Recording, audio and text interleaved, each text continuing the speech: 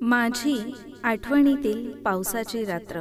पावसाळा हा ऋतू किती मनाला आनंद देणारा आहे. उन्हाने तापलेल्या या धरणीला सुखाचा दिलासा देणारा.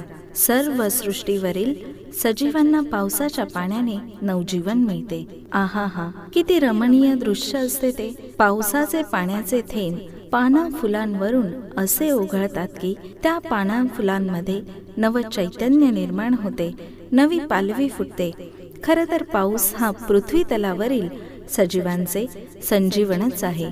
पण मी अजूनही तो दिवस विसरले नाही. तेव्हाही असाच पाऊस होता. सर्व रस्ते पावसाच्या पाण्याने ओसंडून वाहत होते. वेळ रात्रीची होती. विजांचा कडकडाट सुरू होता. काही कामानिमित्त मी पुण्याला गेले होते. रस्त्यात परतताना अचानक पाऊस सुरू झाला आणि असा तसा नव्हे तर चक्क मुसळधार पाऊस. नेमकी दरड कोसळली आणि गाडी मध्येच थांबवावी लागली. तिथेच बाजूला शोधाशोध सुरू केली असता एक चहाचा टपरीवाला दिसला. तिथेच बाजूला गाडी थांबवली आणि टपरीत जाऊन चहा घ्यावा अशी इच्छा मनात येताच मी गाडी लॉक केली आणि टपरीत चहा घेण्यासाठी गेले. समोर एक 12 वर्षांचा मुलगा चहा बनवत होता आणि सर्वांना देतही होता. मी दिसताच, ताई कडक स्पेशल बनवू का असं म्हणत मीही होकारार्थी मान डोलवून चहा घेण्यास तयारी दर्शवली. मी त्या मुलाकडे पाहत होते. अतिशय प्रामाणिकपणे त्याचं ते काम सुरू होतं. माझ्या मनात त्याच्याविषयी अधिक जाणून घेण्याची उत्सुकता वाढली. कोणास ठाऊक, पण त्याला पाहताना मला माझ्या 12 वर्षांच्या भावाची आठवण झाली. माझा भाऊ अविनाश उर्फ अव्या अतिशय आळशी, आई बाबांनी अगदी लाडावून ठेवलेला. त्याची सतत काही ना काही तोडफोड सुरूच असायची. त्याच्या मानाने हा मुलगा किती सभ्य, जबाबदारीची जाणीव असलेला. वय एकच असलं तरी किती विभिन्नता दोघांमध्येही. माझा चहा घेऊन झाल्यानंतर मी त्याला काही प्रश्न विचारले. तुझे आई बाबा कुठे, काय करतात? त्याचे डोळे पाणावले. मी त्याला धीर देत रडू नको असं म्हणाले. तो अचानक आकाशाकडे पाहून जोरजोरात रडायला लागला. कसं बसं त्याला सावरत, अरे झालं काय, असं रडू नको म्हणताच तो म्हणाला, ताई तू किती प्रेमळ आहेस. रोज माझ्या टपरीवर हजारो लोक येतात जातात, पण कोणीही मला एवढ्या प्रेमाने कधीच विचारले नाही. मी एवढ्या लहान वयात का कष्ट करत आहे असं विचारलं नाही. ताई माझं नाव प्रकाश.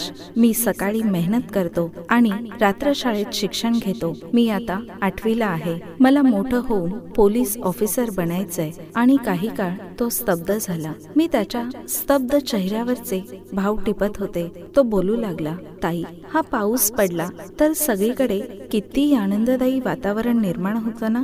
झाडा फुलांना नवा बहर येतो. सारी धरती अगदी हिरव्या पाना फुलांनी बहरून येते. माझं आयुष्यही असंच होतं. माझे आई बाबा आणि मी. माझं गाव खूप दूर आहे. विदर्भ भागातला आहे मी. खूप यातना सहन केल्यात ताई मी. माझे आई बाबा दुसऱ्यांच्या शेतात मोलमजुरी करायचे आणि कष्ट करून खायचे.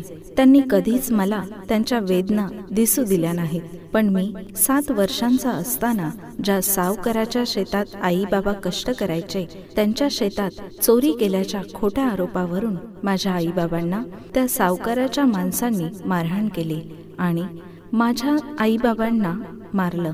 मी फक्त विवळत राहिलो. माझे चिमुकले हात त्यांना वाचवू शकले नाहीत. आम्ही गरीब, खालच्या जातीतला म्हणून कोणी मदतीलाही आले नाही. सगळे मारा मारा म्हणत होते. मी या चिमुकल्या हातांनी सर्वांना विनवणी करत राहिलो. पण माझ्या डोळ्यातील अश्रू पाहून गावातील एकही माणूस माझ्या आई बाबांना वाचविण्यासाठी पुढे आला नाही. ताई ही जात नेमकी काय असते ग? तेव्हा मी खूप लहान होतो.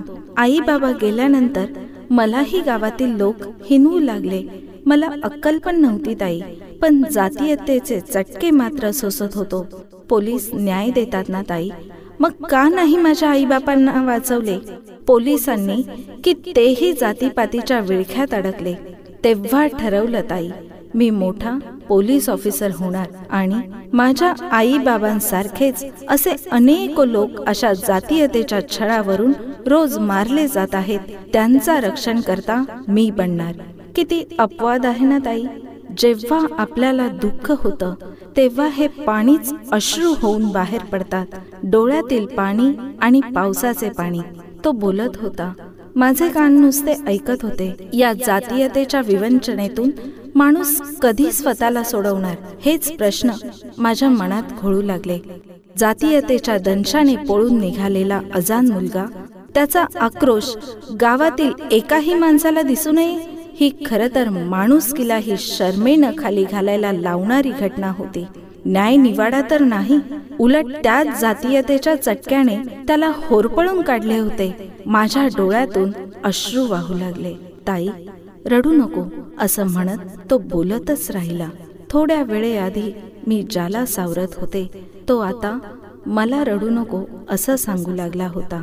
ताई, पावसाचं पाणी किती निर्मळ आहे. सगळ्यांना पावसाचं पाणी नवजीवन देतं, म्हणजे समान न्याय. पाण्याला जात धर्म नाही आणि पाणी असंही म्हणत नाही की मी सर्वश्रेष्ठ आहे, मी कुणी मोठा आहे. पाण्याला या गोष्टीचा कुठलाही अभिमान नाही. पावसाचे पाणी सर्व पृथ्वी तलावरील सजीवांची तहान भागवते. ते सर्वांमध्ये मिसळते, एकरूप होते. मग आपल्या शरीरात 70% पाणी असून सुद्धा माणसाने आजतागायत सर्वांमध्ये मिळून मिसळून जाण्याचा, पाण्याचा असा हा मौल्यवान गुणधर्म का स्वीकारला नाही? मला भेटलेला प्रकाश आणि त्याने विचारलेला प्रश्न आजही आठवतोय. अशी ही पावसाची रात्र मी कधीही विसरू शकणार नाही, कारण याच पावसाने मला नव्या प्रकाशाची ओळख करून दिली.